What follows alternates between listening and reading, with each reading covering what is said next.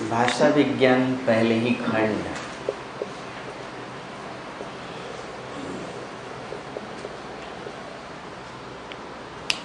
का पहला टॉपिक लेकर के चलेंगे।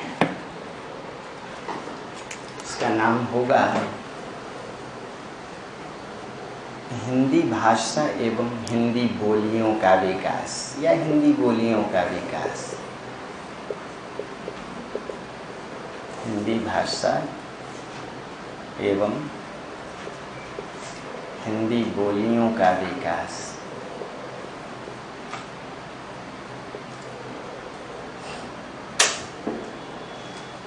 ठीक है। कल तक हम लोग देखे कि हिंदी बोलियों का समुदाय है और भाषा में अभिव्यक्ति और संप्रेषण दोनों की क्षमता होती है, दोनों गुण पाए जाते हैं। हाँ, संप्रेषण और गोपनीयता दोनों गुण पाए जाते हैं। अब इसके आगे लिखते जाइए। भाषा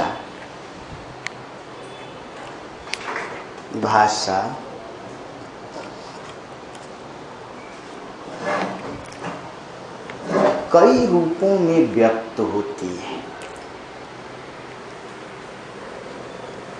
भाषा कई रूपों में व्यक्त होती है।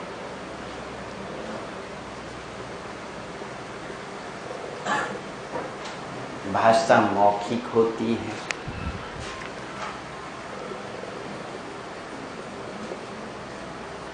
भाषा ध्वनिगत होती है, भाषा शब्दगत होती है,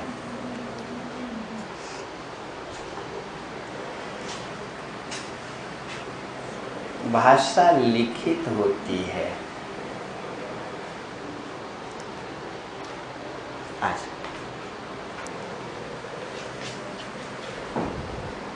भाषा सांकेतिक होती है।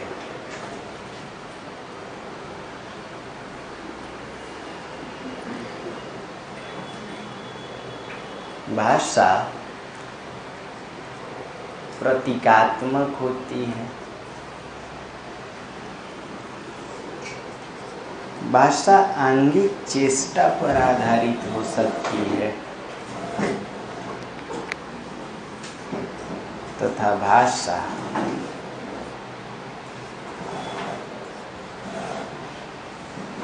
भाव भंगिमा से भी जुड़ सकती है। कोई भी भाषा कई रूपों में व्यक्त हो सकती है। कैसे कैसे?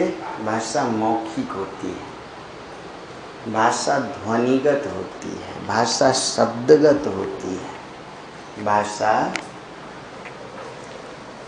लिखित होती है, सांकेतिक होती है, प्रतीकात्मक, आंगिक चेष्टा पर आधारित तथा भाव भंगिमा पर आधारित। इसलिए भाषा के कई रूप हैं। भाषा के कई रूप हैं। कैसे? मुंह से कोई बात बोली जाए कि भाई कैसे हैं आप, तो ये मौखिक है, लेकिन एक ध्वनि निकाली गई, इसका क्या मतलब हुआ? भाषा ध्वनिगत भी है। पिताजी घर में आए और आपको डांट लगाए, तुम नालायक हो, एक नंबर के उदंड हो, कुल के कलंक हो, तो ये मौखिक भाषा है। लेकिन घर में आते ही मुंह से एक ध्वनि निकालें और सिर पे हाथ पीट लें, तो इसका मतलब क्या हुआ? 7 पीढ़ियों में भी आपसे बढ़कर कोई नालायक। पिताजी के ये भाव होंगे। एक ध्वनि भी भाषा को व्यक्त कर सकती है। शब्द से भी भाषा व्यक्त होती है। कैसे? जैसे मान लीजिए कोई कहता मुझे प्यास लगी है, तो ये मौखिक पूरी भाषा हो गई।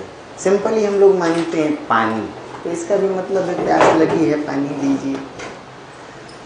भाषा सांकेतिक होती है। इस पर आएंगे थोड़े डिटेल में। भाषा कैसी होती है? कई संकेतों से हम लोग चीज़ों को व्यक्त करते हैं, है ना।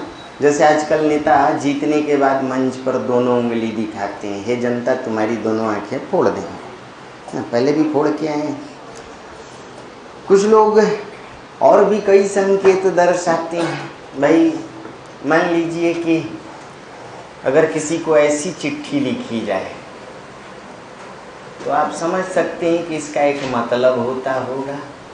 अब पिताजी को ऐसी चिट्ठी लिख दें तो दिल्ली में रहना बंद हो सकता है। जैसे किसी भवन पर ऐसा संकेत है या किसी गाड़ी पर, तो इसका मतलब कुछ और हुआ। अगर इसी प्लस को थोड़ा ऊपर लगा दें तो संकेत कुछ और हो गया। कहीं सड़क के किनारे या सड़क पर बीचों बीच कोई ऐसा निशान बना हुआ है तो इसका मतलब है कि रेलवे क्रॉसिंग पार नहीं करना है। तो भाषा सांकेतिक होती है, भाषा प्रतीकों से भी व्यक्त हो सकती है। बहुत सी चीज़ों के प्रतीक होते हैं दोस्तों। जैसे रेलगाड़ी को चलाते समय लाल रंग किसका प्रतीक होगा? रोके जाने का।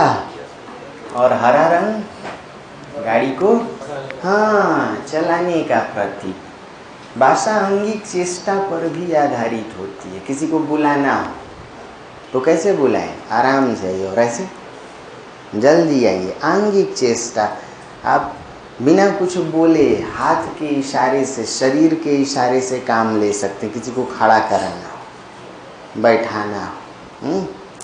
और भाव भंगिमा सिर्फ चेहरे पर, बोलिए जो शरीर में उत्पन्न हो, बोलो उसे आंगिक चेष्टा, और जो चेहरे पर उत्पन्न हो उसे भाव भंगिमा। अगर आप किसी से नाराज हैं तो क्या करेंगे? दोनों आपकी आंखें तन जाएंगी, भौहें तन जाएंगी। अगर किसी से आप घृणा कर रहे हैं तो नाक सिकोड़ लेंगे, है या ना? अब जरा समझिए, एक भाषा का लिखित रूप भी है। भाषा को लिख कर भी व्यक्त करते हैं। आप लोग मोबाइल पर मैसेज करते हो, लिखते हो कैसे हैं आप, लिखते हो ना? हैं? ये कौन सी भाषा है? कैसे हैं आप? बोर्ड पर देख के बताना कौन सी भाषा है। कैसे हैं आप? बोर्ड पर देख के बताना कैसे हैं आप? कौन सी भाषा है? देवनागरी लिपि है। और कुछ बोलो, आंखें बंद करो। कैसे हैं आप? ये हिंदी भाषा है और लिखी हुई है ये भाषा रोमन लिपि में। किस में लिखी हुई है? अब मान लीजिए कि he is a good boy, बोलो तो आंखें बंद करके बोलिए कौन सी भाषा? He is a good boy अंग्रेजी भाषा है। और किस लिपि में लिखी हुई है? देवनागरी लिपि में। अर्थात कोई भी भाषा किसी भी लिपि में लिखी जा सकती है। कोई भी भाषा किसी भी लिपि में लिखी जा सकती है। बोलिए भाषा के लिखित रूप को लिपि कहते हैं। क्या कहते हैं? है ना?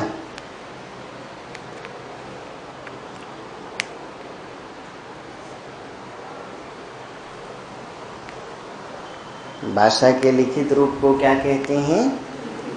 लिपि कहते हैं। इसमें देखिए तो भाषा का सबसे छोटा रूप क्या है? ध्वनि है ना? जैसे मान लीजिए किसी को चुप कराना हो तो कृपया शांति बनाए रखे ना बोल करके काम चल गया, है ना? पार्क में मान लीजिए दो मोटी मोटी आंटियां टहल रही हैं। अब उनको आप आंटी बोलेंगे तो पीटेंगे। भाभी की उनकी उम्र नहीं है और बहन जी बोलना आपकी फितरत में नहीं है, तो उनको कहेंगे क्या? तो तुरंत जगह मिल जाएगी ना। अर्थात तुम्हारे साथ तो बेटा कुछ भी हो सकता है, तुम चीर ब्रह्मचर्य है और तुम चीर ब्रह्म भी है। तो देखिए ये जो भाषा का ध्वनिगत रूप है वो सबसे छोटा रूप है। लिखते जाएं। ध्वनि भाषा की सबसे छोटी इकाई होती है। ध्वनि भाषा की सबसे छोटी इकाई होती है।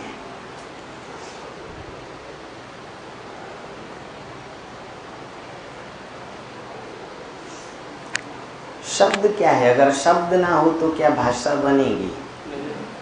भाषा का आधार ही शब्द पर टिका हुआ है। नीचे शब्द भाषा की सबसे महत्वपूर्ण इकाई होती है।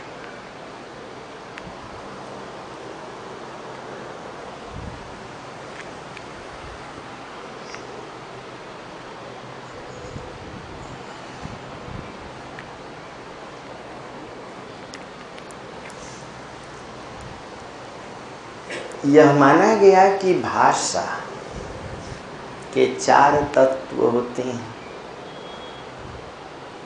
यह माना गया कि भाषा के 4 तत्व होते हैं। कितने तत्व होते हैं?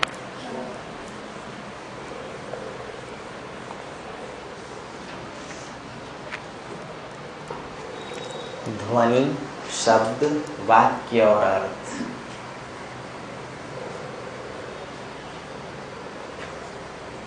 ध्वनि, शब्द, वाक्य और अर्थ।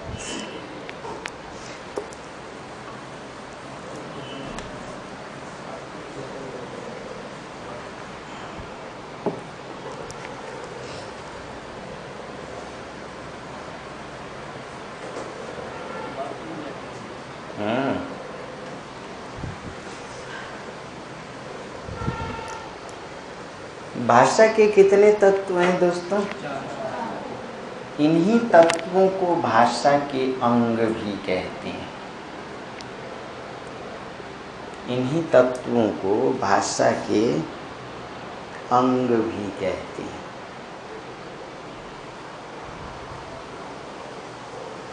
ध्वनि भाषा की कैसी इकाई है? छोटी या बड़ी?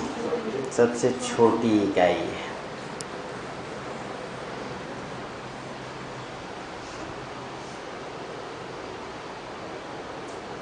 नीचे नीचे लिखते जाइएगा। ध्वनि मुंह से उच्चारित होती है। ध्वनि मुंह से उच्चारित होती है।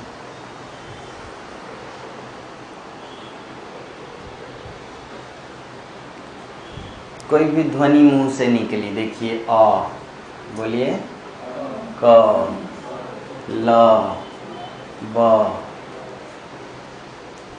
ध्वनि के लिखित रूप को वर्ण या अक्षर कहते हैं। छोटी बड़ी परीक्षाएं आप लोग देने जाते हैं, कभी यूपी कभी एमपी। ध्वनि के लिखित रूप को वर्ण या अक्षर कहते हैं।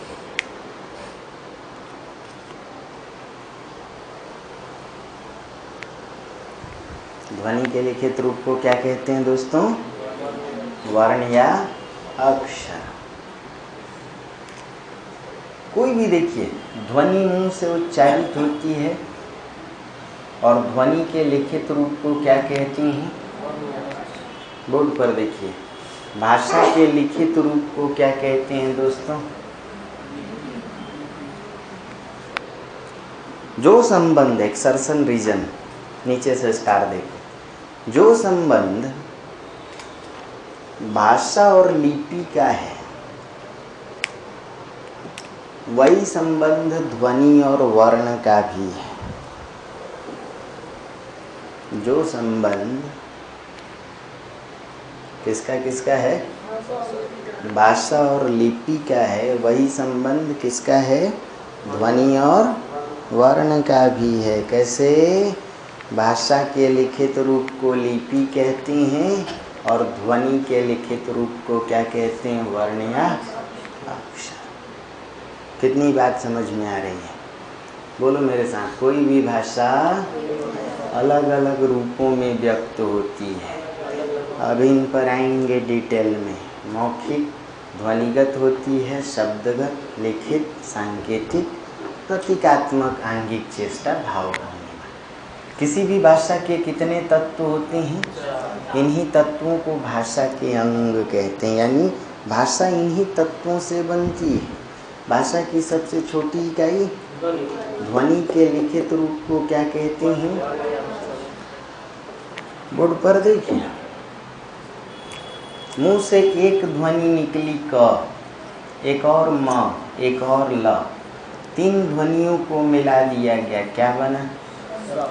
अर्थात ध्वनियों के मेल से, बोलो मेरे साथ, ध्वनियों के मेल से शब्द, शब्दों के मेल से कमल घर गया वाक्य, और वाक्य के मेल से अर्थ। इसीलिए ध्वनि भाषा की सबसे, ध्वनि के मेल से शब्द, शब्दों के मेल से और वाक्य के मेल से अर्थ। लिखते जाइए। एक बड़ा सा स्टार देखिए, वर्ण और अक्षर में अंतर होता है।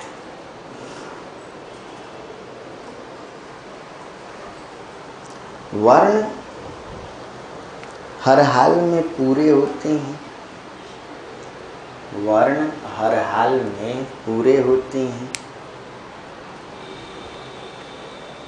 जबकि अक्षर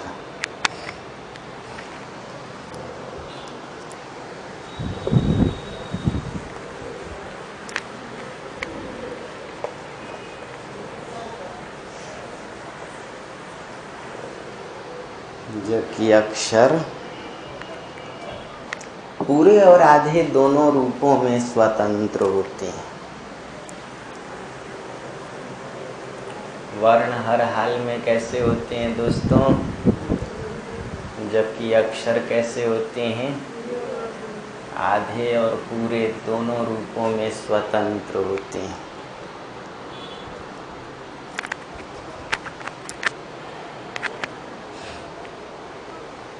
ये बात कितने लोगों को मालूम थी? इस बात की जानकारी, कोई परीक्षा आप पलट लीजिए, यूपी हो, एमपी हो, मुझे लगता है कि ये 20वीं बार, राजस्थान में तो मतलब हर बार ये कहीं ना कहीं से पूछ लेता है। देखिए दोस्तों, वर्णमाला का नाम आपने सुना है, तो वर्णमाला कैसे लिखते हैं? अ, आ, ई, बड़ी ई, उ, ए, ऐ, ओ, औ, क, ख, ग, घ। क्या किसी ने वर्णमाला को आधा लिखे देखा है क्या? आधा क, आधा ख, आधा च, किसी ने देखा है ऐसा? आधा ज, आधा झ। अगर नहीं देखा है तो इसका अर्थ है कि माला वर्णों से बनती है। जिस प्रकार कोई माला बनाने के लिए पूरे मोती चाहिए, कैसे मोती चाहिए? अगर मोती तोड़ दिए जाएं तो माला नहीं बने, वैसे ही पूरे वर्णों से वर्णमाला बनती है। और तब वर्णों के 2 भेद हैं, स्वर और व्यंजन वर्ण। ये व्यंजन वर्ण, ये स्वर वर्ण। तो वर्ण हर हाल में कैसे होती हैं? पूरे। जबकि अक्षर कैसे होते हैं? आधे और पूरे दोनों। देखिए, ये क वर्ण भी है, अक्षर भी है, लेकिन क से अगर स्वर निकाल दिया जाए तो ये आधा क। अब ये हर हाल में अक्षर तो है, बात को समझिए, लेकिन वर्ण नहीं। समझना, ये पूरा का वर्ण भी है, अक्षर भी है, क्योंकि वर्ण तो हर हाल में पूरे होते हैं और अक्षर आधे और पूरे दोनों होते हैं। तो ये वर्ण है, अक्षर भी है, लेकिन ये वर्ण नहीं है। क्यों? क्योंकि यह आधा है। अक्षर आधा और पूरा दोनों होता है। अब मुझे एक बात बताएं, ये शब्द अक्षर से बना है या वर्ण से बना है? सोच समझ के बोलिए। अक्षर आधे और पूरे दोनों होते हैं, है ना? इसलिए दोस्तों, शब्द वर्णों का मेल नहीं होता, बल्कि अक्षरों का मेल होता है। किसका मेल होता है? हाँ, क्योंकि अक्षर पूरे और दोनों होते हैं और वर्ण हमेशा पूरे होते हैं। अब मान लीजिए कि कोई शब्द बोले, यही शब्द कबीर में शब्द है, तो ये भी शब्द हो गया, ये भी शब्द। एक पूरा आधा से बना है देखिए, कबीर जैसा अनपढ़ आदमी भी यह जानता था कि अक्षर आधे और पूरे दोनों होते हैं, इसीलिए कहते हैं ढाई आखर। क्या कहते हैं? प्रेम का, दो पूरे एक आधा। मुझे डाउट होता है कि कबीर अनपढ़ थे क्या, या कहीं उन्होंने एक स्टंट तो नहीं बना लिया था कि अनपढ़ बोल करके एकदम बहुत बड़े बड़े गोले दागेंगे। कबीर अनपढ़ थे, ये मुझे डाउट है। मतलब हमारे जैसे लोग सोच में पड़ जाते हैं, कहाँ से इतनी जानकारी थी इस संत को। तो लिखिए, अक्षर स्वर से रहित भी होते हैं तथा स्वर से युक्त भी होते हैं।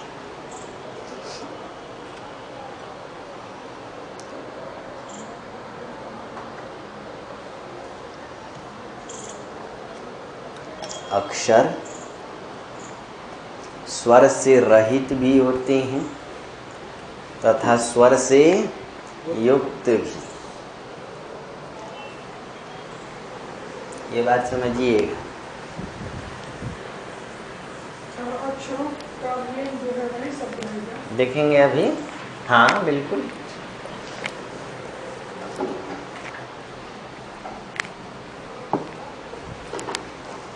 ये दीपक, इस बोर्ड को बढ़िया से साफ कर बेटा, कपड़ा लिया।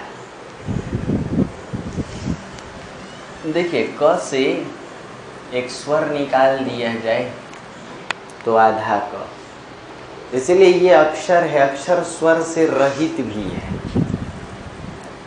स्वर निकल गया है। अब आधा क में एक स्वर जोड़ दिया जाए तो क्या बनेगा? और दोस्तों, अगर इस क में एक स्वर और जोड़ दिया जाए तो क्या बनेगा?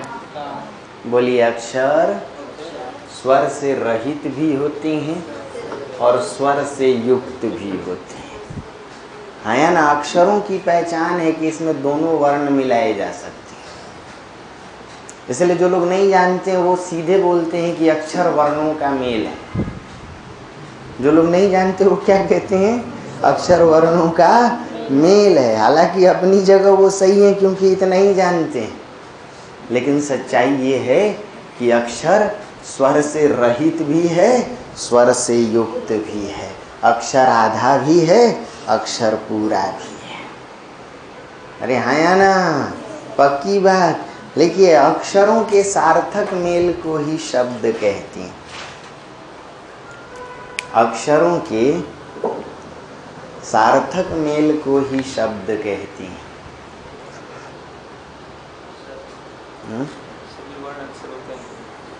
सभी वर्ण अक्षर 100% होते हैं, लेकिन सभी अक्षर वर्ण नहीं होते। यह भी एक एक्सेप्शन रीजन है। सभी वर्ण पूरे होते हैं, इसलिए सभी वर्ण तो अक्षर हो सकते हैं, परंतु सभी अक्षर वर्ण नहीं हो सकते। लिख लीजिए कहीं।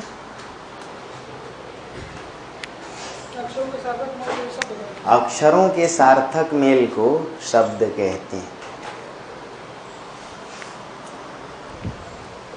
अब कई परीक्षाओं में ऐसे प्रश्न आते हैं। पहला प्रश्न आएगा, भाषा की सबसे छोटी इकाई क्या है?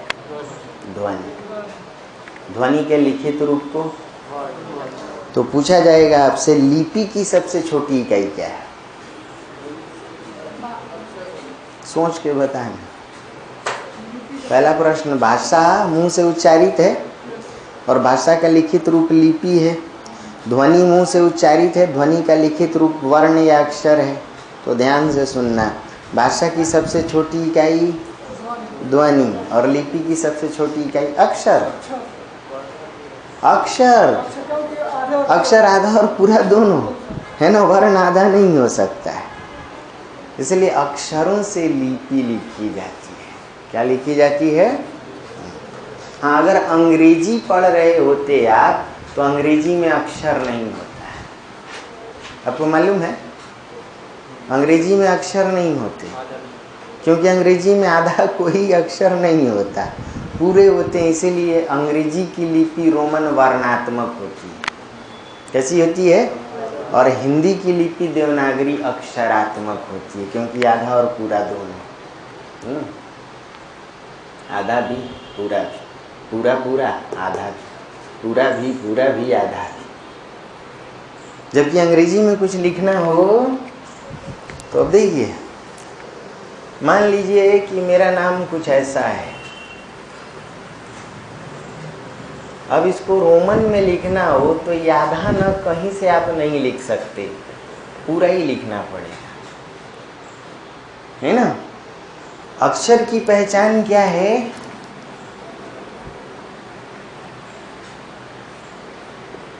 देखिए, हमने व्यंजन में स्वर जोड़ दिया है। व्यंजन में स्वर यानी अक्षर स्वर से युक्त भी होते हैं और देखिए स्वर से रहित भी।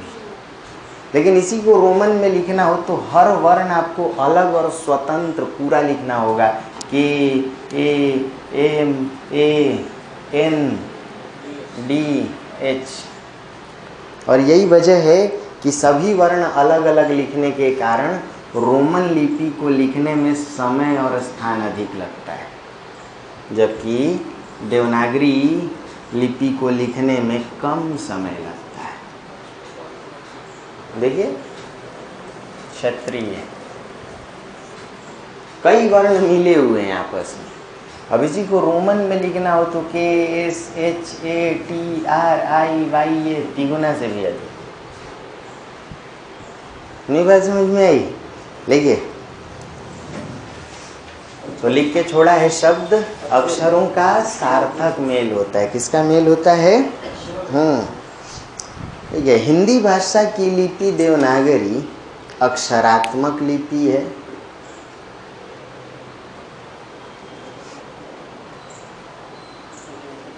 हिंदी भाषा की लिपि देवनागरी अक्षरात्मक लिपि है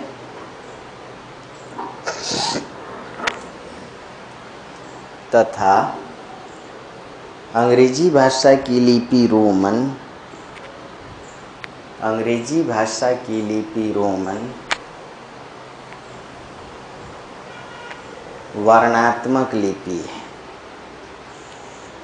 कैसी लिपि है? वर्णात्मक लिपि है। अब आप लोग लिख लीजिए अपना नाम, है ना। लिखिए एक स्टार देके। अक्षरों को लिखने के क्रम में स्वर और व्यंजन दोनों जोड़कर लिखे जा सकते हैं। अक्षरों को लिखने के क्रम में स्वर और व्यंजन दोनों जोड़कर लिखे जा सकते हैं, जबकि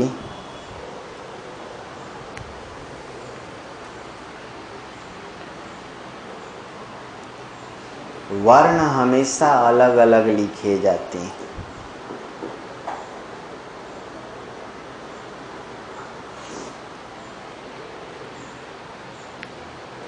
यही वजह है कि अक्षरात्मक लिपि देवनागरी,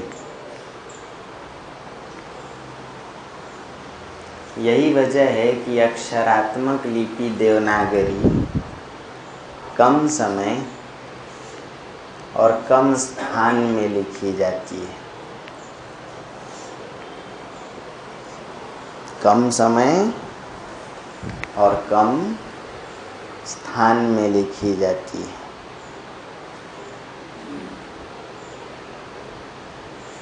अर्थात इसकी एक बड़ी विशेषता यह है कि इसमें लाघवता आती है। अर्थात इसकी एक बड़ी विशेषता यह है कि इसमें क्षिप्रता और लाघवता पाई जाती है। ए दीपक, दीपक, अरे कहाँ गए सब? ए शिवानी, बेटा एक कपड़े वाला डस्टर दे, तो ये बोर्ड पे कुछ लगा है, मार्कर नहीं चल पा रहा है। कपड़े का कोई डस्टर होगा उधर आप लोगों के पास, हल्का गीला करके दे दो प्लीज।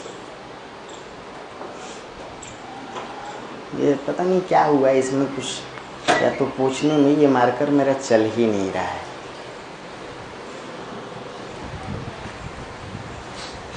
क्या लिखे हो? देवनागरी में क्या विशेषता पाई जाती है?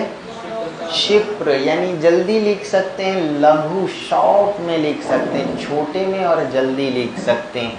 आप कोई भी शब्द मान लीजिए, संभव, देखिए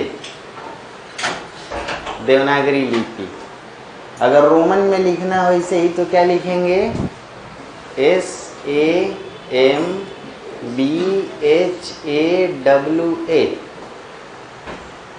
नई बात समझ में आई?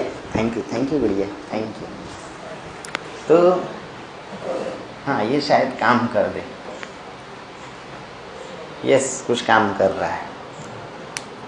तो अब ये समझने लायक है, इसको यहीं रहने दो ना बेटा, ना हम कर लें। Thank you. एक दिन तो तुम लोगों को करना ही पड़ेगा, धीरे धीरे ढलान की ओर उम्र। हमारे गुरुजी पढ़ाते थे तो हम लोग बोर्ड साफ कर देते थे, और क्या आंखों से आशीर्वाद टपकता था। आजकल तो भाई प्रोफेशनल मास्टर भी हैं, तुमसे चूस के पैसा लेते हैं, तो तुम भी सोचते होगे कि एक तो पैसा लिया, ऊपर से बोर्ड भी साफ करवाएगा। God bless you. इस संस्कार के लिए बहुत बहुत शुभकामनाएं और आशीर्वाद। चैरिटी बिगिंस एट होम, मैंने कहीं सुना है। तो दोस्तों अब देखिए, बोलिए ध्वनियों के लिखित रूप को बोलो जोर से, वर्ण या अक्षर कहते हैं। वर्ण हर हाल में पूरे होते हैं। देखिए अंग्रेजी की लिपि रोमन वर्णात्मक है, कहीं कोई आधा देखा क्या? वर्ण हमेशा अलग अलग लिखे जाते हैं। देखो व्यंजन अलग, स्वर अलग, व्यंजन अलग, व्यंजन अलग, व्यंजन अलग, स्वर अलग, व्यंजन अलग, स्वर अलग। लेकिन इस संभव में SAM सब कुछ छिपा हुआ है। यहाँ भ में BHA व्यंजन स्वर सब छिपा हुआ है। इसीलिए जो अक्षर है, बोलो मेरे साथ, स्वर से रहित भी होते हैं और स्वर से युक्त भी होते हैं। स्वर और व्यंजन जहाँ दोनों को मिला के लिखा जाए उसे अक्षर कहते हैं, या व्यंजन से स्वर निकाल के लिखा जाए उसे भी अक्षर कहते हैं। आधा पूरा। तो मान लीजिए ऐसे ना लिख के आप ऐसे लिख दें,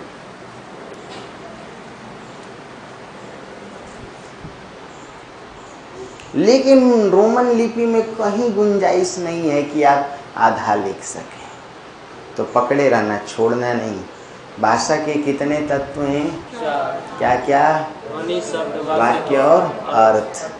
ध्वनियों के लिखित रूप को, अब यहाँ देखिएगा, अर्थात ध्वनियों से ही मिलकर क्या बनेंगे? क्योंकि ध्वनियों के लिखित रूप वर्ण अक्षर से ही क्या बनेंगे? शब्दों के मेल से क्या बनेंगे? और वाक्य के मेल से। लिखते जाइए। भाषा एक व्यवस्था है, सब नीचे नीचे लिखते जाओ। 2 या 3 दिन की क्लास आप लोगों को हीरो बनाएगी। भाषा एक व्यवस्था है।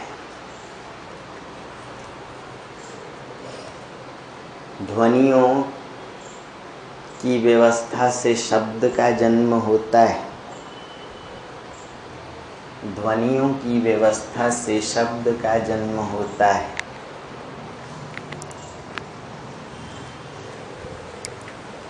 शब्द की व्यवस्था से वाक्य का जन्म होता है।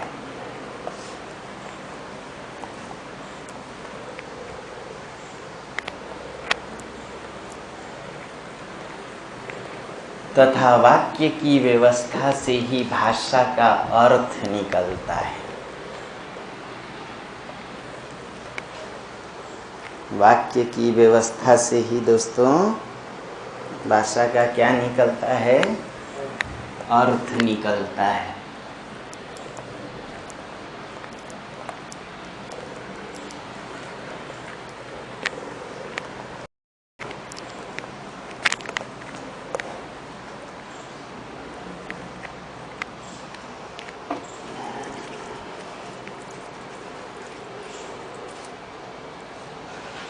भाषा क्या है?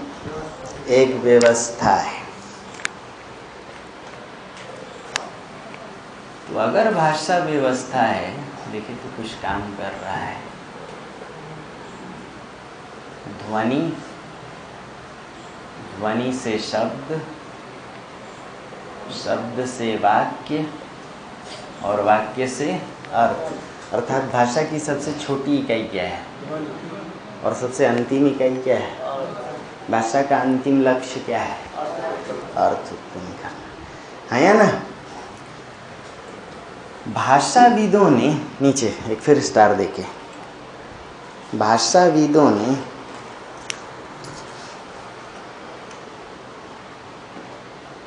भाषा की परिभाषा में लिखा कि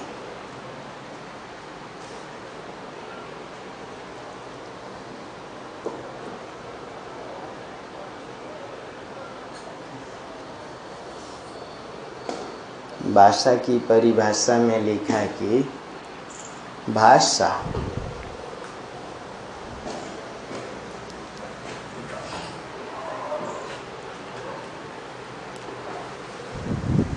यादृच्छिक ध्वनि प्रतीकों की रूढ़ व्यवस्था है। बोर्ड पर देखिए, यादृच्छिक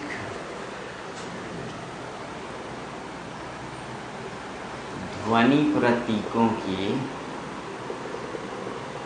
रूढ़ व्यवस्था है।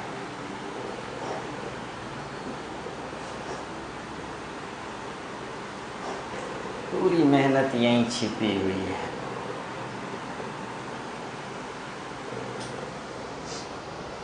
पकड़े रहिएगा एक एक बात। भाषा क्या है दोस्तों? व्यवस्था है। किसकी किसकी व्यवस्था है? ध्वनि से, शब्दों से, वाक्य से।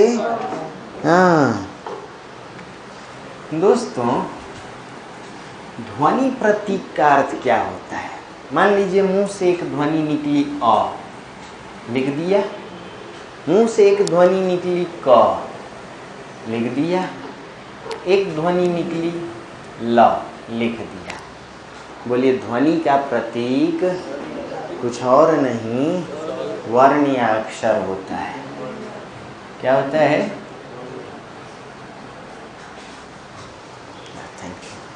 साफ सुथरा डस्टर। ये पता नहीं कैसे इसमें क्या लगा बेटा, चल ही नहीं रहा है। एक मेहनत कीजिएगा, इसको लीजिए, इसको खूब बढ़िया धो के मुझे दे दीजिए। उधर चलिए, थोड़ा साबुन वाबुन से धो दीजिएगा। देखिए, ध्वनियों के जो प्रतीक हैं उन्हें ही वर्ण और अक्षर कहेंगे। क्या कहेंगे? हाँ, यानी ध्वनि प्रतीकों की व्यवस्था से क्या शब्द बनेगा? पकड़े रहना। ध्वनि प्रतीक मतलब वर्ण या अक्षर। तो ध्वनि प्रतीकों की व्यवस्था से किसका जन्म होगा? शब्दों का। दोस्तों, यादृच्छिक का अर्थ होता है अपनी इच्छा से। क्या अर्थ होता है? अपनी इच्छा से। मनुष्य जितने भी शब्द बनाता है वो सब अपनी इच्छा से बनाता है। कोई कहता है मार के नाड़ तोड़ देंगे। और नाड़ मतलब नाड़ी नहीं, गर्दन। राजस्थान में नाड़ बोलते हैं। हमारे यहाँ पूर्वी यूपी में आएंगे तो नटई बोलते हैं। क्या बोलते हैं? गटई बोलते हैं। बिहार में आइएगा तो नरेटी बोलते हैं। क्या बोलते हैं? कहीं घेंच बोलते हैं, कहीं टेंटुआ बोलते हैं, है ना? कहीं गर्दन तो तत्समय ग्रीवा। ये सभी शब्द क्या ब्रह्मा जी बनाए थे? बोलो ना, नहीं। किसने बनाया? अभी 2-4 साल से आप लोग कितने नए शब्द सुन रहे हो जो हमारे दादाजी या पिताजी नहीं सुने थे। हमारे पिताजी किसी को कहते थे क्या एड़ा है क्या? बोलते थे। हमारे दादाजी कहते थे किसी को 1 नंबर का रैपचिक है, बोलते थे। हमारे पिताजी बोलते थे क्या बिंदास हूँ। उनको बिल्कुल नहीं मालूम ये इधर 2-4, 5, 10 साल से शब्द प्रयोग हो रहे हैं। बोलिए, शब्द यादृच्छिक होते हैं। कैसे होते हैं? आगे चल करके इच्छा से बनाए हुए शब्द। मान लीजिए किसी ने इसका नाम मार्कर रखा होगा, हाँ या ना? तो धीरे धीरे अपनी इच्छा से बना हुआ शब्द रूढ़ हो गया। रूढ़ यानी परंपरा से जुड़ जाना। किससे जुड़ जाना? पिताजी को रूढ़िवादी क्यों बोलते हो?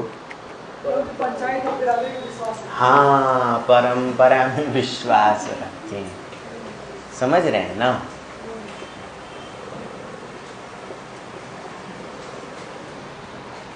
अब जरा देखिएगा, भाषा इच्छा से बनाए गए शब्दों, ध्वनि प्रतीक को शब्द कहते हैं। भाषा इच्छा से बनाए गए शब्दों की रूढ़ व्यवस्था है। कैसी व्यवस्था है? शब्द किसने बनाए? मनुष्य ने बनाए। भाई टोपी को कुछ लोग टोपी कहते हैं, कुछ लोग कैप भी कहते हैं।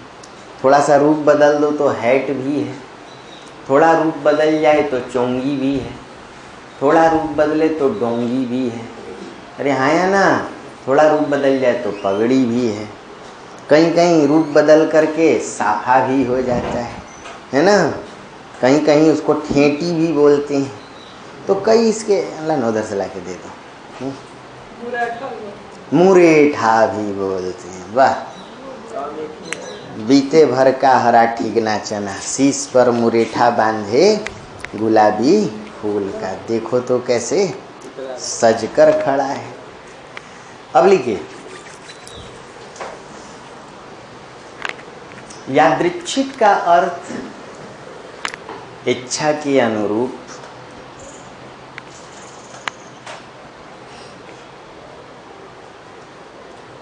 यादृच्छिक का अर्थ इच्छा के अनुरूप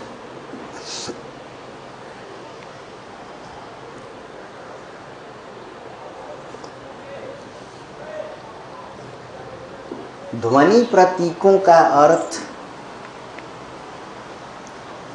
वर्ण या अक्षर। ध्वनि प्रतीकों का अर्थ वर्ण या अक्षर है।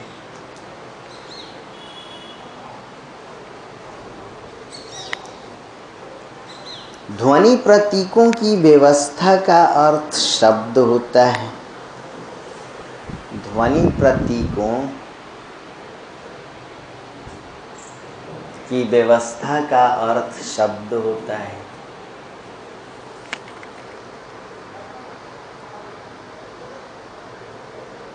रूढ़ का अर्थ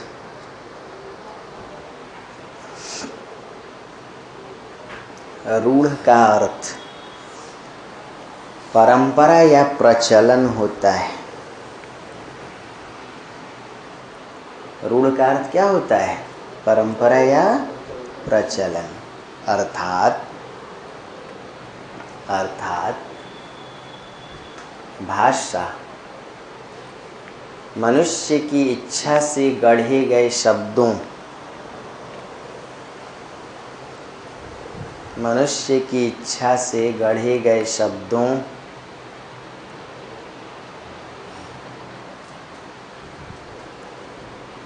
की प्रचलित या पारंपरिक व्यवस्था का नाम है।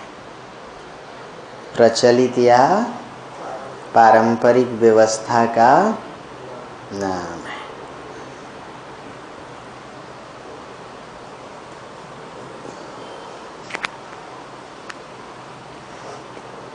नीचे भाषा की व्यवस्था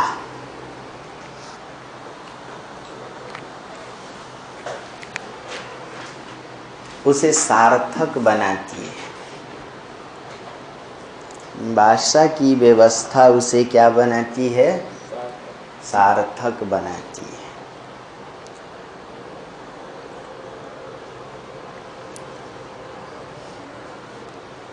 यदि अक्षरों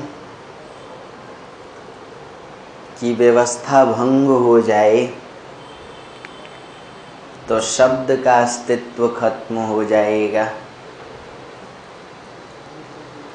अक्षरों की व्यवस्था भंग हो जाए तो शब्द का अस्तित्व खत्म हो जाएगा।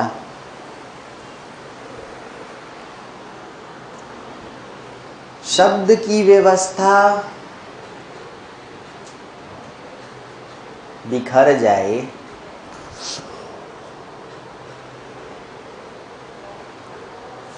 तो वाक्य और अर्थ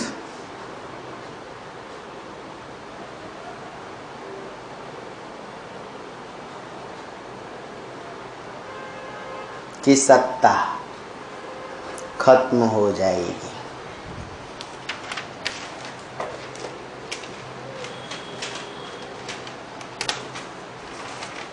यही वजह है कि भाषा में व्यवस्था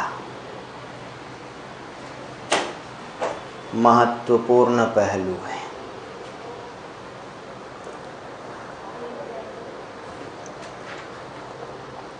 यही वजह है कि भाषा में व्यवस्था महत्वपूर्ण पहलू है।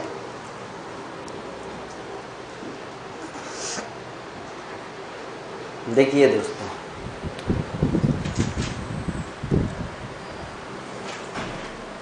एक वर्ण या अक्षर लिया क म ल, अगर अक्षर व्यवस्थित हैं तो शब्द है, इनकी व्यवस्था गड़बड़ हो जाए। ल क म, क्या इस शब्द से आप लोग परिचित हैं? बोलिए। शब्द वर्णों या अक्षरों की व्यवस्था है। अगर अक्षर अव्यवस्थित हो जाएं तो शब्द का कोई वजूद नहीं रह जाएगा।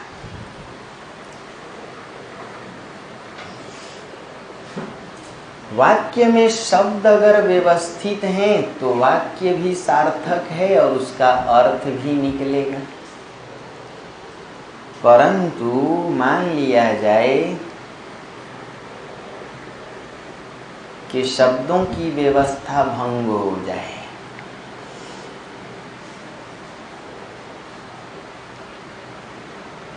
तो क्या वाक्य का वजूद रहेगा? मार कर भाग गया, सिर्फ शब्दों को इधर उधर कर दिया। गया कर भाग मार, गया कर भाग मार। पिताजी धमकाते हैं, थप्पड़ मार के मुंह लाल कर दूंगा।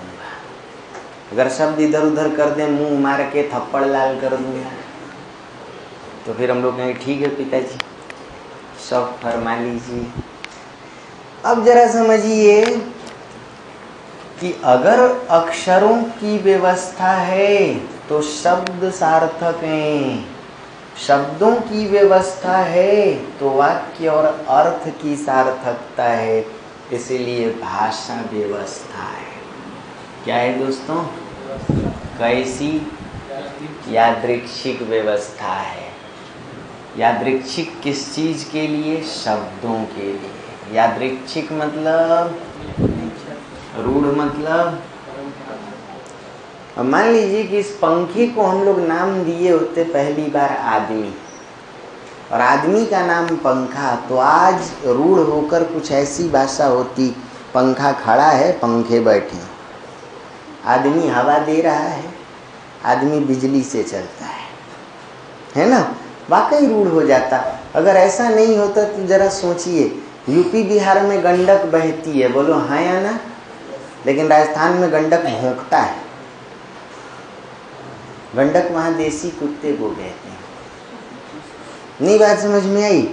इसलिए मनुष्य के ऊपर निर्भर है कि वह किस शब्द को कब जन्म देता है और उसे अपने लिए रूढ़ बनाता है। अरे हाँ या ना? अब सोचिए, यूपी बिहार वाले खांसी को खोखी बोलते हैं, सुने हो? और कहीं कहीं गुजरात राजस्थान वगैरह में या बंगाल में चले जाएं तो वहाँ खोखा खोखी मतलब लड़का लड़की, खोखी हुई है ना? हम लोग पूरे जो हिंदी बोली क्षेत्र के लोग हैं वो कुत्ते के बच्चे को पिल्ला पिल्ली बोलते हैं। अरे हाँ या ना? जरा उड़ीसा में जाना, बोला ए पिला, एटिया, मतलब ये लड़के इधर आ। पहली बार मुझे एक ने कहा, मैंने कहा देख पिल्ला मत बोल, है ना? तो पिल्ला मतलब लड़का से, पिला माने भलो अच्छंती, ये लड़के सब अच्छे हैं। अब मैं पढ़ रहा था क्लास में, एक पिल्ला आ गया तो हमने देख करके कहा गुरुजी एक पिल्ला आ गया है, इसको पिल्ला बोलते। हमने कहा तो इसे क्या कहूँ? तो ये कुक्कुरा है। हमने कहा अच्छा संस्कृत में कुक्कुरा है। इसलिए भाषा जो है दोस्तों व्यवस्था है, रूढ़ व्यवस्था है, अपनी इच्छा से बनाए गए शब्दों की व्यवस्था है। लिखिए, भाषा की व्यवस्था का अर्थ, अब यहाँ कुछ और मुद्दे हैं। भाषा की व्यवस्था का अर्थ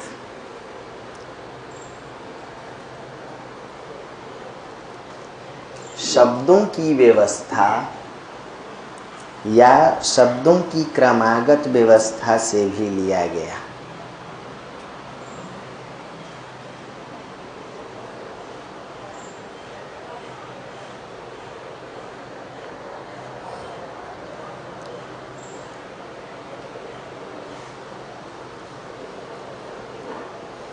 आज फिर प्रदूषण नीचे है इस तरह, इसलिए आंखें जल रही हैं।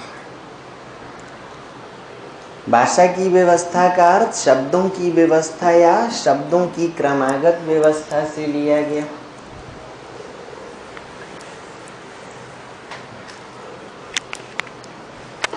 किससे लिया गया दोस्तों?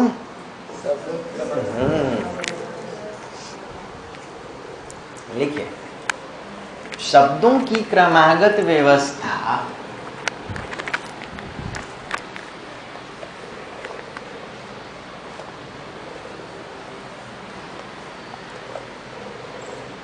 शब्दों की क्रमागत व्यवस्था कुछ और नहीं, व्याकरण का बोध कराती है। शब्दों की क्रमागत व्यवस्था कुछ और नहीं, किसका बोध कराती है? व्याकरण का बोध कराती है।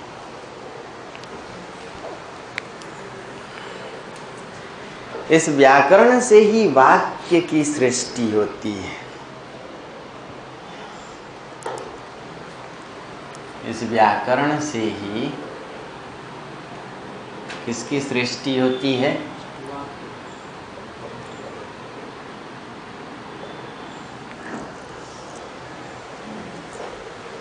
तथा वाक्य और व्याकरण, वाक्य और व्याकरण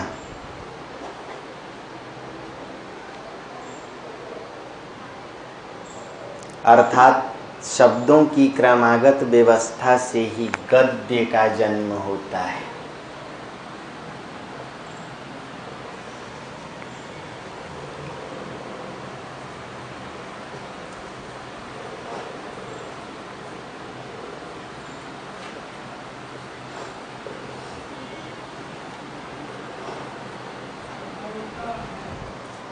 किसका जन्म होता है? इसका अर्थ यह हुआ कि भाषा का गद्य रूप व्याकरण पर आधारित होता है। भाषा का गद्य रूप किस पर आधारित होता है दोस्तों? व्याकरण पर आधारित होता है।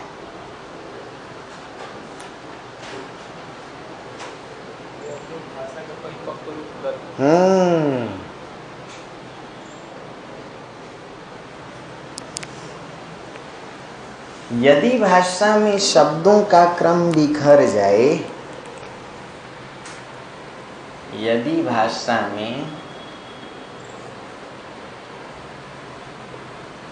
शब्दों का क्रम बिखर जाए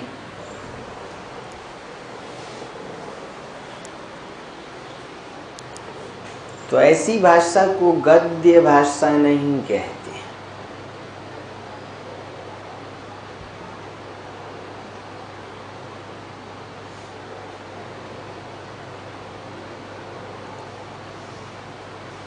फुल स्टॉप। पद्य भाषा में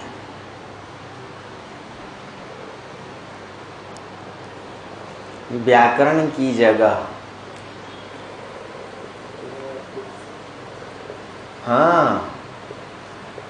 लय और तुक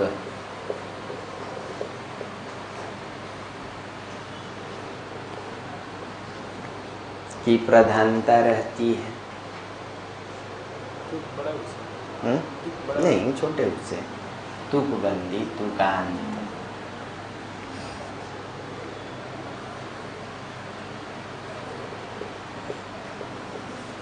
इसकी प्रधानता रहती है, अर्थात पद्य में व्याकरण और शब्दों के क्रम का अभाव रहता है।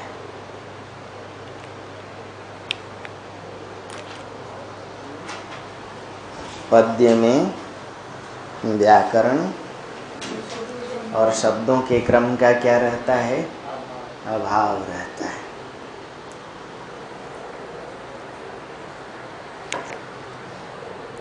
खूब प्यार से पढ़ के देखिए तो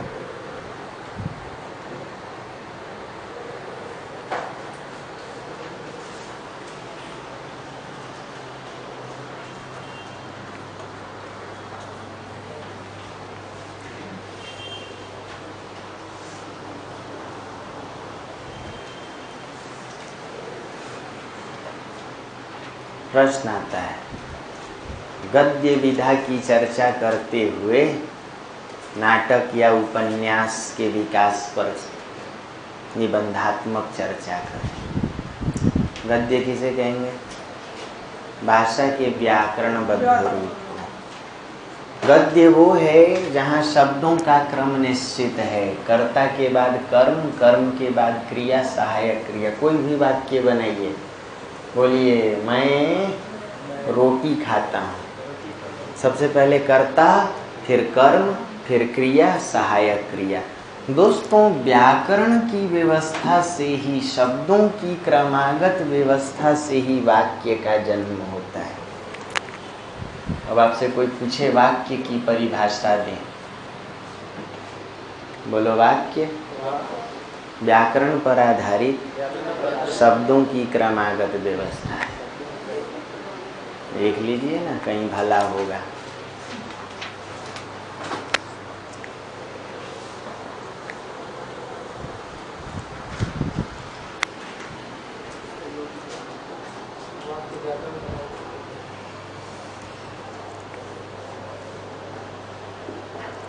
वाक्य व्याकरण पर आधारित शब्दों की क्रमागत व्यवस्था है।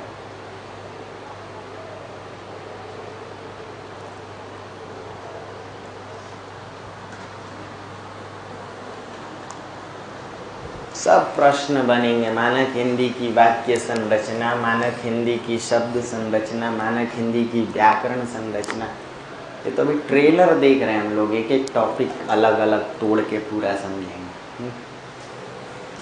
बोलिए, पद्य में व्याकरण निश्चित नहीं रहता, शब्दों का क्रम निश्चित नहीं रहता, उसकी जगह लय तुक, एक प्रकार के शब्द, राम, आराम, काम, नाम, और अंत की ध्वनि एक जैसी हो, ताता ता, फरमाता, भाता, जाता, उसे तुक कहते, तुकबंदी। तो पद्य या कविता में लय तुक, जबकि गद्य में वाक्य, व्याकरण और शब्दों की क्रमागत व्यवस्था। कितनी बात समझ में है? अरे हाँ या ना? एक सांस में पढ़ जाइए शुरू से लेके अब तक। कुछ पूछना हो पूछिए।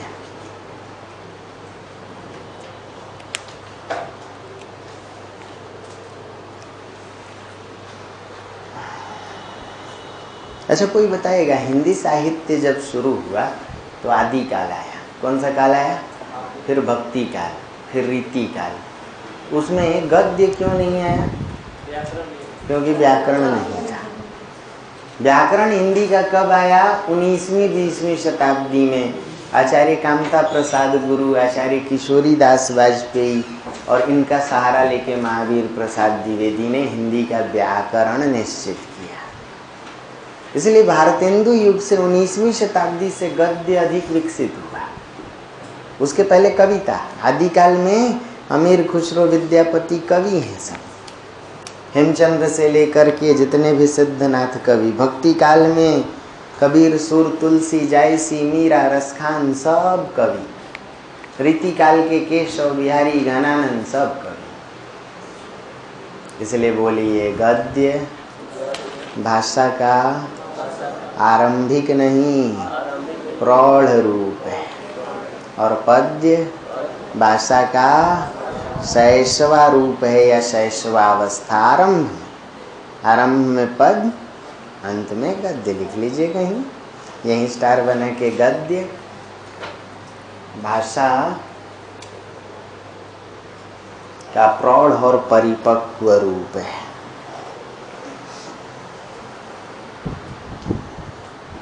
बोली से भाषा बनने में एक कारण क्या है? व्याकरण। गद्य भाषा का प्रौढ़ और परिपक्व रूप है। इसलिए शुक्ल जी क्या परिभाषा देते हैं? साहित्य की कसौटी गद्य है। क्या कहते हैं? साहित्य तब प्रखर बनता है जब गद्य, और गद्य की कसौटी निबंध है ना। लिख लीजिए यहीं कहीं, आचार्य शुक्ल ने यह माना कि साहित्य की कसौटी गद्य है।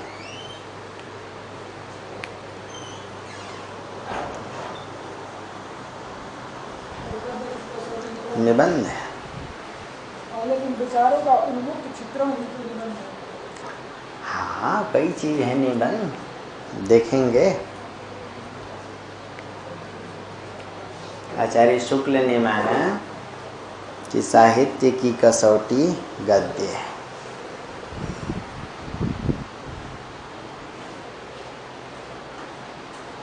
तो इसका कारण यह भी था कि उन्होंने माना कि गद्य में व्याकरण,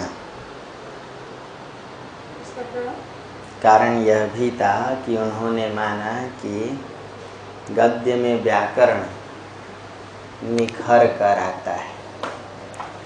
गद्य में व्याकरण निखर कर आता है। 3-4 बूंदें टपकी और खत्म। झमाझम बारिश हो जाए तो दिल्ली स्वच्छ हो जाए। कल एक बड़ा अच्छा स्कीम सरकार लेके आई है, मतलब प्रस्ताव कि भाई जो किसान पराली जला रहे हैं सरकार उनसे खरीद ले 100 रुपये क्विंटल। अच्छा, कई फायदा करेगा। इधर पता नहीं कैसे पश्चिम के किसान पराली का प्रयोग नहीं करते। हमारे यहाँ पूरब में तो पुआल वगैरह झोंक के हम लोग खाना भी बना लेते हैं। ठंड के महीने में खूब तापते हैं, है ना। इतना ही नहीं, हम लोग उस पर सोते भी हैं पूरब में। ठंड में दलान बैठके वगैरह में ये मोटा बना करके उस पर लंबी दरियां डाल करके जो गर्मी लगती है, और बच्चे दिन भर उस पर खेलते रहते हैं। उसका पूरब में क्या बढ़िया इस्तेमाल। उसी का चारा भी पुआल का चारा है हमारे यहाँ, धान वाले पुआल का। इधर पश्चिम में पता नहीं क्यों उसका। अच्छा, जब से हार्वेस्टर आया है वो अनाज तो सीधे समेट ले रहा है और अवशिष्ट को छोड़ दे रहा है। पहले ह्यूमन पावर लगता था तो जड़ से काटते थे, कटनी, और कुछ भी खेत में नहीं छोड़ते थे। सिर्फ खूंटियाँ बचती थी इतनी इतनी, है ना। उसको जोत देने से खूंटियाँ भी वो मिट्टी में सड़ जाती थी, बल्कि खाद का ही काम करती थी। और पता नहीं क्या, शायद हम लोग लालची ज़्यादा होते जा रहे हैं। इंसान प्रकृति का दोहन कर रहा है और उसे सुप्रीम कोर्ट ने ही फटकार लगाया। इनफैक्ट सुप्रीम कोर्ट ने ही कहा है कि वो सब भी तो बेचारे न्याय के लिए सड़क पे आके बैठ जा रहे हैं, कुर्सी लगा के हमें न्याय चाहिए। क्या चाहिए? तो अब अगर यहाँ तक ओके है तो मुझे बताओ, गड़बड़ है तो बताओ।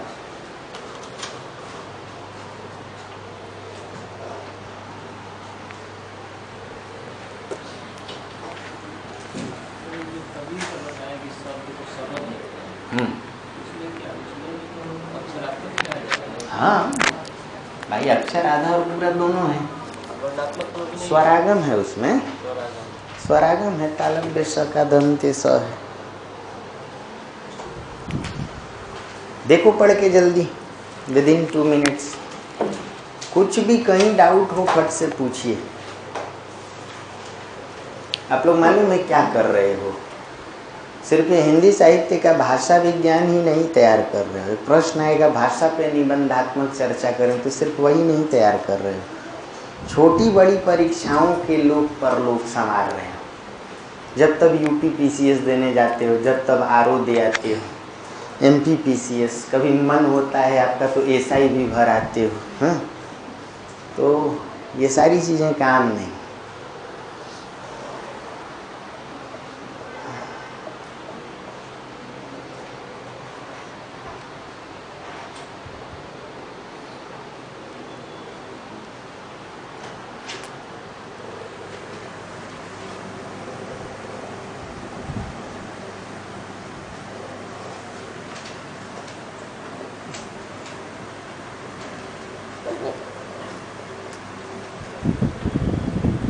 क्या देखा हम लोगों ने? भाषा ध्वनिगत होती है, मौखिक होती है, शब्दगत होती है, भाषा सांकेतिक होती है, भाषा प्रतीकात्मक होती है। बोलते जाओ। भाषा आंगिक चेष्टा पर आधारित होती है, भाषा भाव भंगिमा पर आधारित होती है, और भाषा क्या लिखित भी होती है।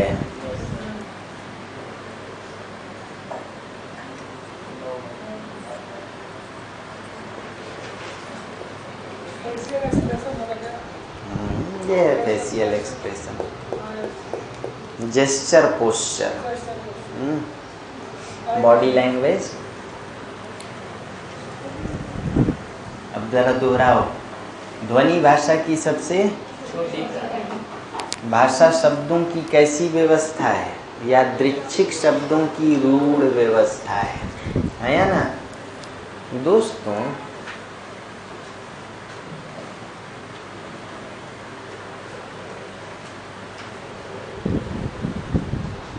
आपको मालूम है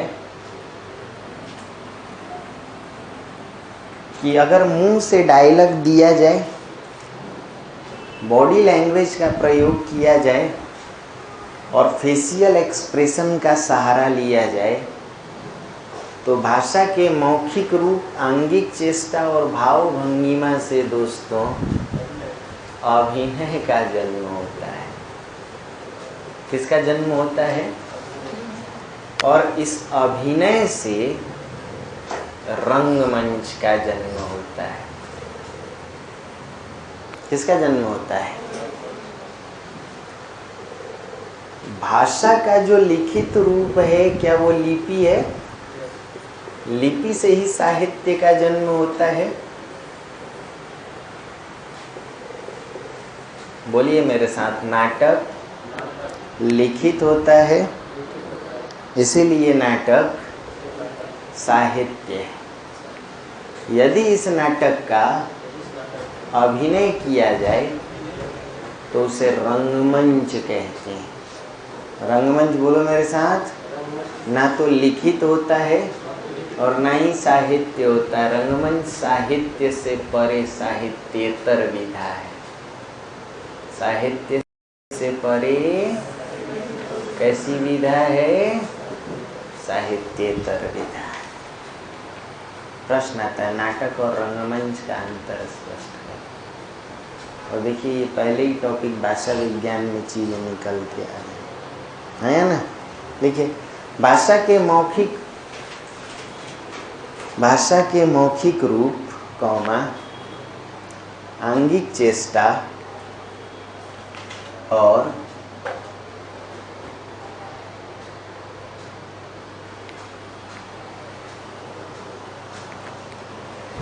भाव भंगिमा से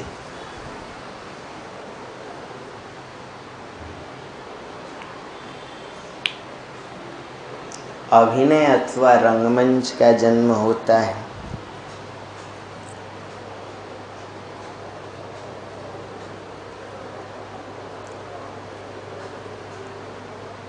अभिनय अथवा का जन्म होता है। भाषा का लिखित रूप, भाषा का लिखित रूप लिपि तथा साहित्य को जन्म देता है।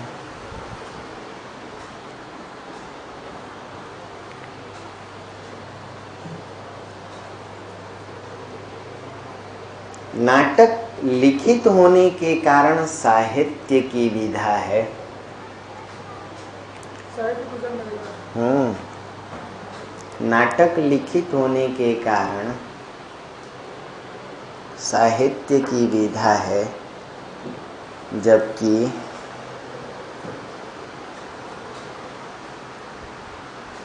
वही नाटक मंच पर मंचित होकर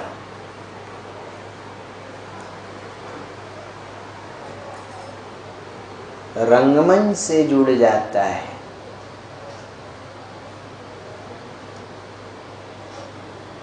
और किससे जुड़ जाता है, और वही नाटक मंच पर मंचित होकर रंगमंच से जुड़ जाता है और साहित्येतर विधा का रूप ले लेता है।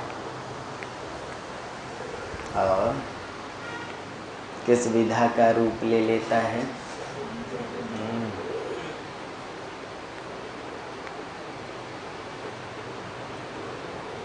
अर्थात नाटक यदि लिखित है तो रंगमंच अलिखित है।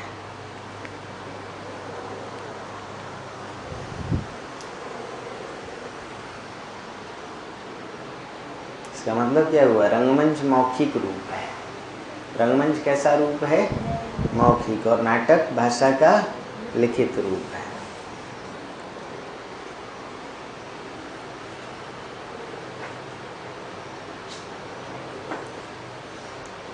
नीचे बड़ा सा स्टार देना। भाषा और लिपि का अंतर।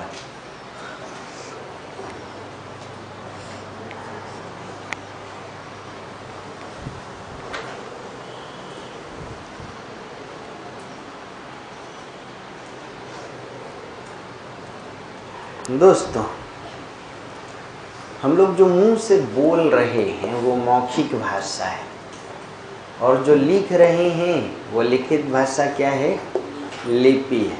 लिखते जाइए नीचे नीचे 1 2 3 4 5 पॉइंट भी दे सकते हैं। भाषा यदि मौखिक होती है तो लिपि लिखित होती है।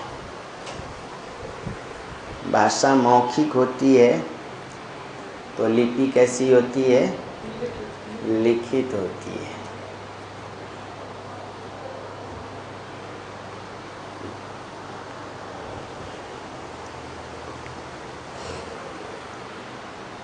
भाषा ध्वनियों की व्यवस्था है।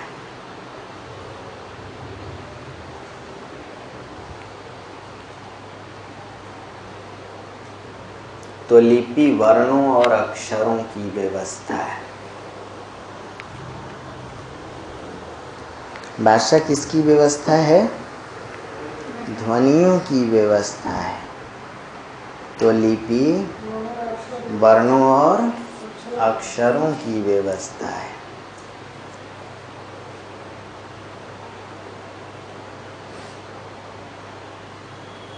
क्या इन दोनों बातों में कोई डाउट है? भाषा श्रव्य विधान है। भाषा कैसा विधान है? तो लिपि दृश्य विधान है।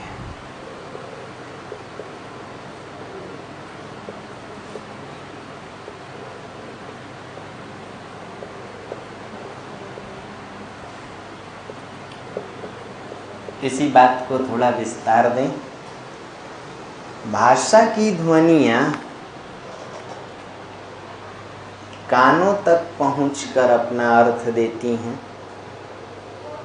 भाषा की ध्वनियाँ कानों तक पहुंचकर अपना अर्थ देती हैं, अर्थात भाषा को सुनकर अर्थ निकाला जाता है। भाषा को सुनकर अर्थ निकाला जाता है।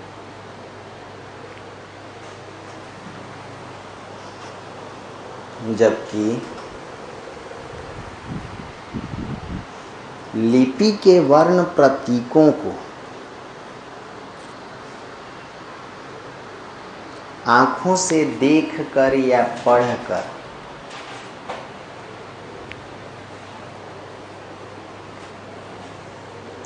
समझा जा सकता है। लिपि के वर्ण प्रतीकों को आँखों से देखकर और पढ़कर समझा जा सकता है। आंखें बंद कीजिए। कैसे हैं आप सब? क्या नाम है? कहाँ से है?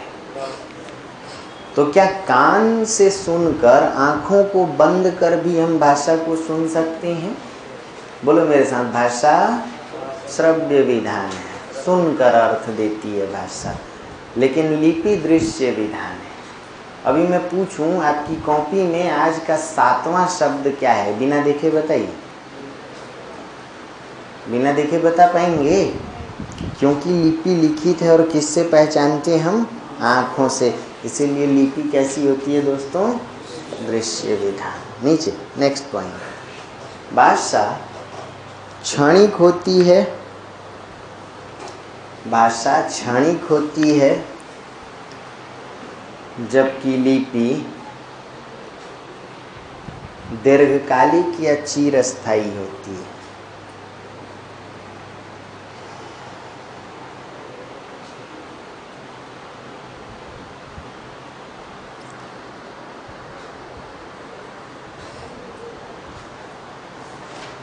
दीर्घकालिक या चिरस्थायी होती हैं। इसको थोड़ा विस्तार दे दें। भाषा की ध्वनियाँ मुंह से उच्चारित होकर, भाषा की ध्वनियाँ मुंह से उच्चारित होकर कानों तक पहुँचती हैं और अपना अर्थ देकर, कानों तक पहुँचती हैं और अपना अर्थ देकर वायुमंडल में विलीन हो जाती हैं।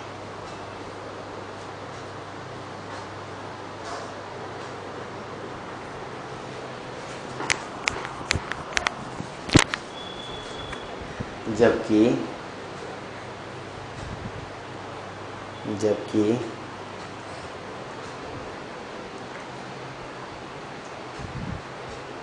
लिपि के वर्ण प्रतीक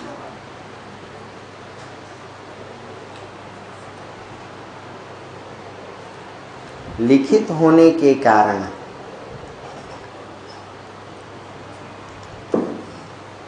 सदियों सुरक्षित रह सकते हैं, सदियों रह सकते हैं। अर्थात लिपि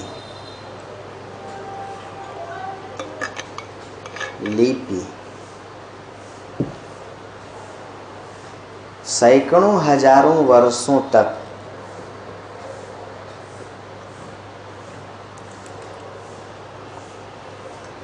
सुरक्षित रखी जा सकती है।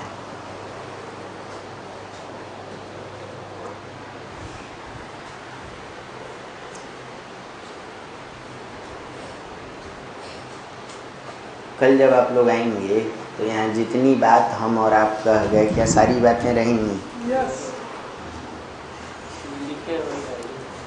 लेकिन ये जो आप लोग लिखे हो, इसे चाहो तो आप लोग 2-4-10 साल तक रख सकते हो। आप चाहो तो अपने बच्चों को भी पढ़ा सकते हो।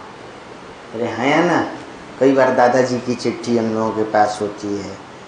भाई चार्ल्स मैसन ने हड़प्पा की लिपि को पढ़ा था, हालांकि सक्षम नहीं हो पाए, जेम्स प्रिंसेप ने वो ब्राह्मी लिपि को पढ़ा था 1837 के करीब। तो सोचिए अशोक काल की लिपि, उससे भी पहले की लिपि।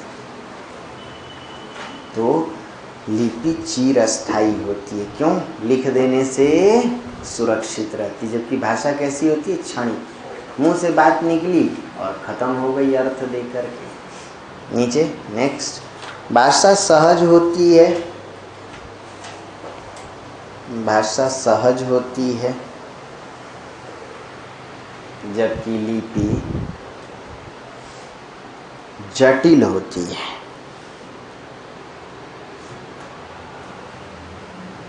भाषा कैसी होती है? सहज होती है, जबकि लिपि कैसी होती है? जटिल। थोड़ा इसको विस्तार दें। भाषा को व्यक्ति जन्म के साथ ही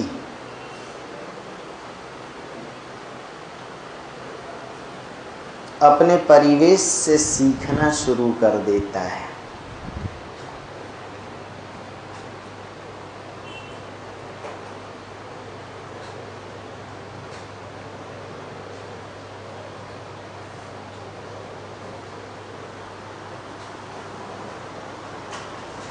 भाषा के लिए पढ़े लिखे होने की आवश्यकता नहीं पड़ती। भाषा के लिए पढ़े लिखे होने की आवश्यकता नहीं पड़ती।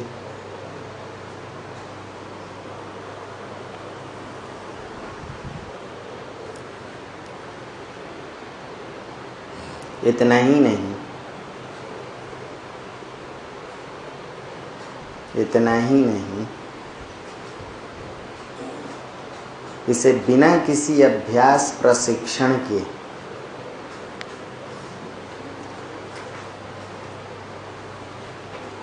आत्मसात किया जा सकता है। इसे बिना किसी अभ्यास प्रशिक्षण के क्या किया जा सकता है? आत्मसात किया जा सकता है।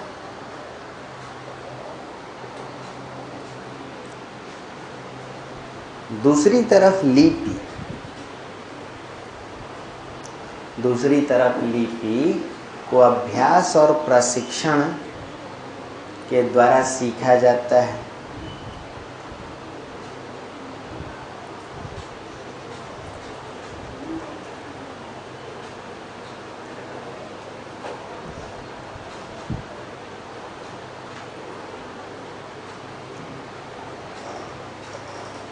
पढ़ा लिखा व्यक्ति, ब्रैकेट में साक्षर, साक्षर का अर्थ क्या होता है? साक्षर का अर्थ जो लिख सके। लिपि किससे लिखते हैं? अक्षरों से। इसलिए हमारे भारत में साक्षरता अभियान का अर्थ ही है जो लिपि लिख सके। भाषा तो रिक्शा वाला भी बोलता है, नहीं है ना भैया जी कहाँ जाना है, तो हमें कैंप जाना है, बैठ जाइए भैया जी, छोड़ देता है। लेकिन आप कागज पर लिख करके दे दीजिए कि मेरा गंतव्य किंग्सवे कैंप है, तो बोलेगा भैया जी हम इतना ही पढ़े लिखे होते तो आपकी जगह हम नहीं बैठते, है ना। यानी अनपढ़ आदमी भी, किसान मजदूर भी, लेमैन भी भाषा का प्रयोग करता है, बट लिपि के लिए पढ़े लिखे होने की आवश्यकता है। और भाषा कभी भूलती नहीं। भाषा हम लोग हद से ज़्यादा सीखने के लिए मार खाए। बोलो हाँ या ना। बाहर से गाली देना सीख करके आ गए, घर वाले पूछते थे कहाँ से सीखा है, 2-4 मारते थे, धाएं धाएं धाएं। लेकिन लिपि सिखाया जाता था, एन लिखो ऐसे, लिख के उल्टा टाइट हो जाते थे। डब्ल्यू और एम का चक्कर आज तक बना हुआ है। जेड अभी भी मुंह किधर घुमाए समस्या आ जाती है। और राजस्थान हरियाणा में तो आज तक इन ध्वनियों की समस्या बनी हुई है। इसका क्या मतलब है? लिखते समय लिपि छोटी लगाएं या बड़ी? कौन सा स लगाएं भाई साहब? बोलो आज भी समस्या है कि नहीं? अरे है ना। इसका अर्थ है कि लिपि खूब अभ्यास प्रशिक्षण से सीखते हैं और उसके बाद भी भूल जाते हैं। आज भी भूले हुए हैं। आप में से बहुत से लोग कलेक्टर बन जाओगे, लेकिन समस्या आ जाती है कि कलेक्टर लिखें कि कलेक्टर लिखें, और ये छोटा लिखें कि पूरा लिखें।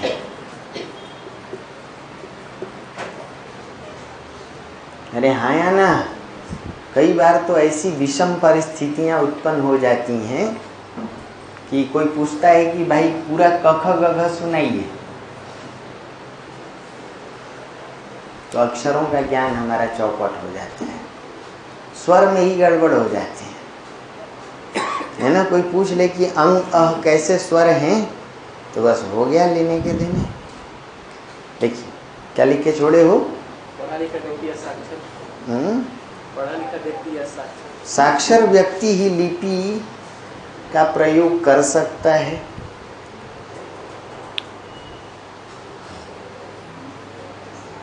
इतना ही नहीं, अभ्यास और प्रशिक्षण के छूट जाने पर लिपि विस्मृत भी हो सकती है।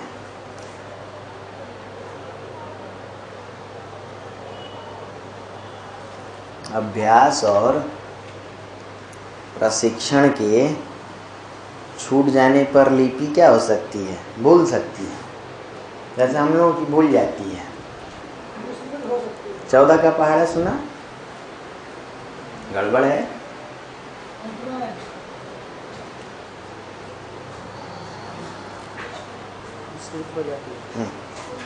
नेक्स्ट पॉइंट, कितना समझ में आ रहा है? भाषा अमूर्त होती है जबकि लिपि मूर्त होती है।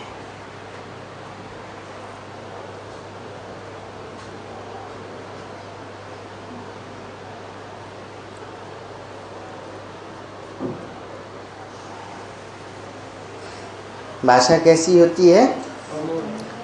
जबकि लिपि, देखिए भाषा की ध्वनियाँ मुंह से उच्चारित तो होती हैं परंतु दिखाई नहीं पड़ती।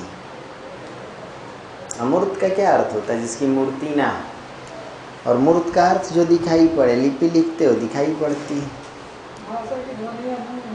उच्चारित तो होती हैं परंतु दिखाई नहीं पड़ती। जबकि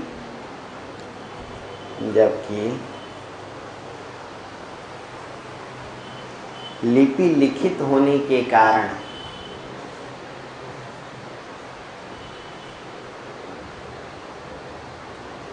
पूरी तरह मूर्त होती है।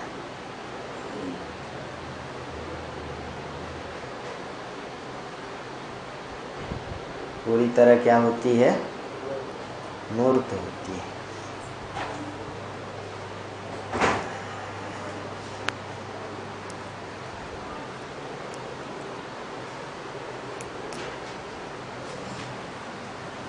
देखिए तो ये राम लिखा हुआ है। क्या लिखा हुआ है? क्या ये राम लिखा हुआ है?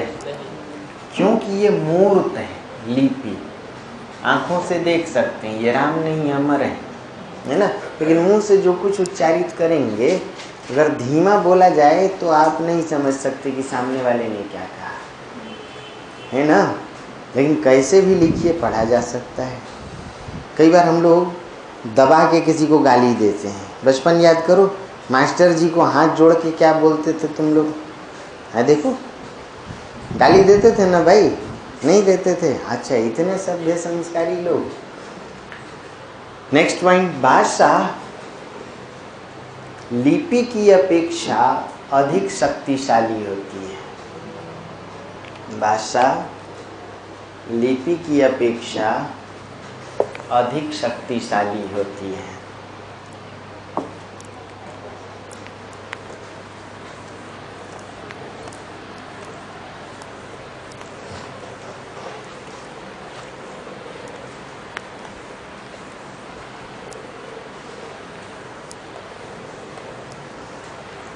इसका कारण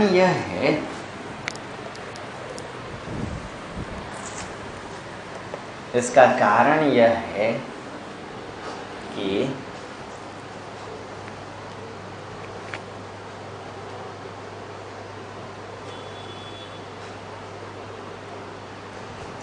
भाषा में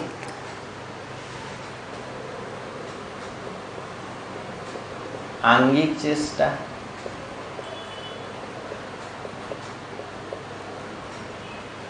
भाव भंगिमा,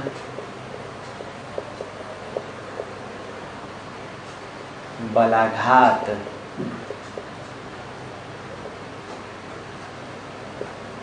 और अनुतान का भी प्रयोग किया जा सकता है।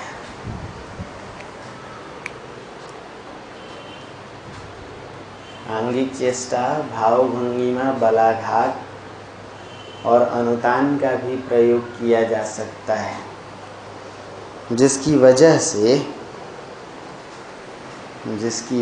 से भाषा के छोटे बड़े सूक्ष्म सभी भावों को, भाषा के छोटे बड़े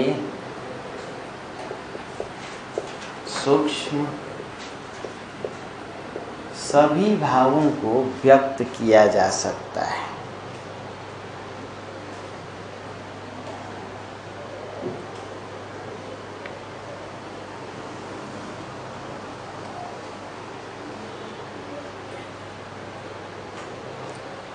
इसके विपरीत लिपि में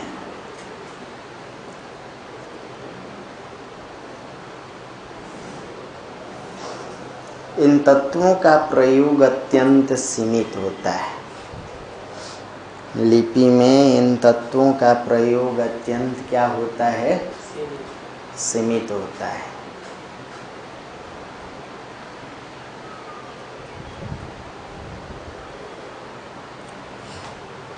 देखिए, आंगिक चेष्टा, जैसे मान लीजिए किसी को भाषा में कहा जाए जल्दी आओ, अब एक तो आप बलाघात लगा रहे हो, जल्दी आओ, क्या लिख के दिखाएंगे ऐसा? पिताजी धमकाते थे बहुत मार मारूंगा, लिख के दिखाइए ऐसा। तो आप बलाघात भी लगा रहे हैं।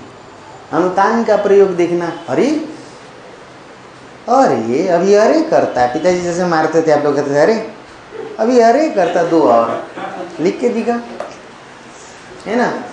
माँ से पैसा मांगे, माँ ने मना कर दिया, तो आप कहते थे अच्छा पैसा नहीं देगी, तो फिर माँ कहती थी अच्छा मतलब मेरी बिल्ली मेरे से ही ना, है ना।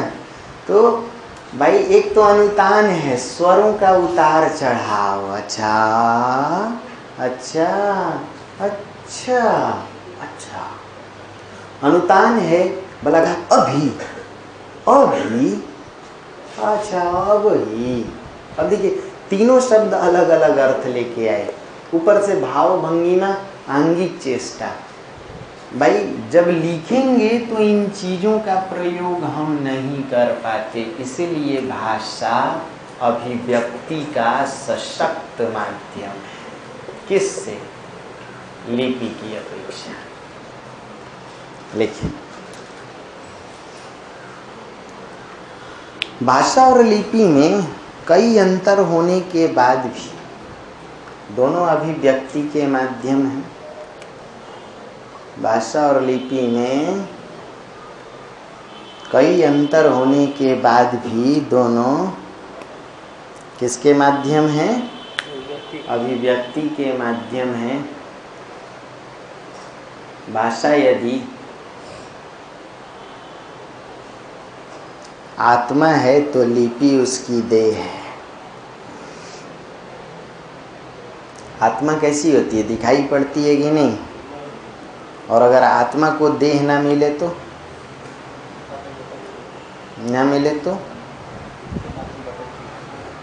भटकेगी, उसे प्रेत आत्मा कहेंगे। भाषा यदि आत्मा है तो लिपि देह है, अर्थात दोनों में कहीं ना कहीं पूरक संबंध भी है। बिना आत्मा के देह क्या करेगी और बिना देह के आत्मा क्या करेगी? भटकती आत्मा हो जाएगी। देह से आत्मा निकल जाए तो निष्प्राण पार्थिव शरीर। भाषा यदि आत्मा है तो लिपि उसकी देह, अर्थात दोनों में कहीं ना कहीं पूरक संबंध है। भाषा लिपि को देखिए, भाषा लिपि को दूर दूर तक प्रसारित करती है तथा लिपि भाषा को लंबे काल तक जीवित रखती है।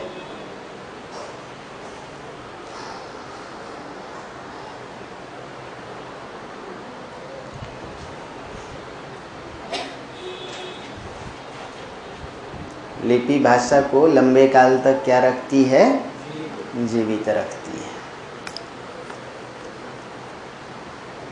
अंग्रेज हमारे यहाँ से चले गए, लेकिन मालूम है क्या दे के गए थे उन लोगों को? लिपि, ABCD, है ना, रोमन लिपि। और हम लोग हिंदी मीडियम में 6ठी और 8वीं क्लास से अंग्रेजी पढ़ना शुरू किए। बोलो हाँ या ना? चूँकि लिपि थी इसीलिए भाषा को हम लोग पकड़ पाए, समझ पाए, बोल पाए। बोलिए, लिपि भाषा को लंबे काल तक जीवित रखती है और भाषा लिपि को दूर दूर तक प्रसारित करती है। अंग्रेजी भाषा है पूरे विश्व की भाषा। बोलो हाँ या ना? ग्लोबल लैंग्वेज है, इसीलिए पूरे विश्व में ABCD है। चाइनीज हो, अमेरिकन हो, इंडियन हो, पाकिस्तानी हो, अफगानी हो, सब जानते हैं आई लव यू मतलब क्या होता है। मुझे लगता है कि सब ऐसी भाषा का प्रयोग करते होंगे। कुछ लोग ताबतो हाका तो साई नारा बोलते होंगे, ऐसा है। ये तो कितना समझ में आया? मजाक मजाक में आप लोग आज 60 नंबर तैयार किए। 60 नंबर मजाक मजाक में। बुलाने के काबिल नहीं। कल से वाली किताब लेके आना, क्वेश्चन बैंक, तो गिनवाऊंगा कितने कितने नंबर तैयार कर रहे हो। हाँ, इस बार शनिवार और रविवार को 4 टॉपिक का मैसेज भेजा हूँ भाषा विज्ञान के। जिनका छूटा हुआ था वो कृपा करके आके कर लेंगे। हाँ,